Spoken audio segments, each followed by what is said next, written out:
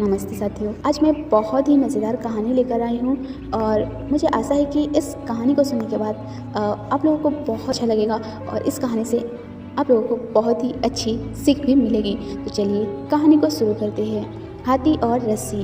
एक दिन एक व्यक्ति सर्कस देखने गया। वह हाथियों के बाड़े के पास से गुजरा तो एक ऐसा दृश्य देखा कि वह हैरान रह गया। उसने देखा कि कुछ विशालकाय हाथियों को मात्र उनके सामने के पैर में रस्सी बांधकर रखा गया।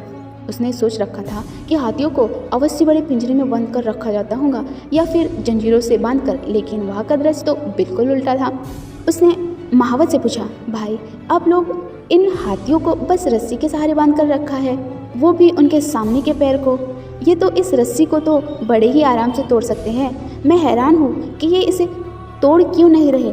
महावत ने उसे बताया, ये हाथी जब छोटे थे तब से ही हम उसे इतनी ही मोटी रस्सी से बांधते आ रहे हैं। उस समय उन्होंने रस्सी तोड़ने की बहुत कोशिश की, लेकिन ये छोटे थे इसलिए रस्सी को तोड़ पाना उनके सामर्थ्य के बाहर था।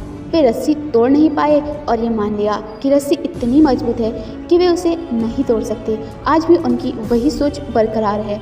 उन्हें आज भी लगता है कि वे ये रस्सी नहीं तोड़ पाएंगे, इसलिए प्रयास भी नहीं करते। यह सुनकर वह व्यक्ति अवाक रह गया। तो फ्रेंड्स, इस कहानी से हमें यह सीख मिलती है फ्रेंड्स कि उन हाथियों की तरह हम भी अपने लाइफ में नेगेटिव सोच रूपी रस्सी से बन जाते हैं।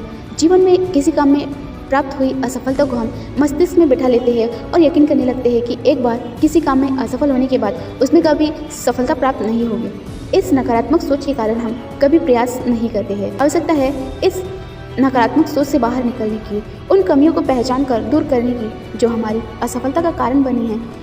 नकारात्मक सोच हमारी सफलता में सबसे बड़ी बाधक है, इसलिए नकारात्मक सोच रूपी जंजीर को तोड़कर सकारात्मक सोच को अपनाएं और जीवन में प्रयास करना कभी न छोड़ें, क्योंकि प्रयास करना सफलता की दिशा में कदम बढ़ाना है।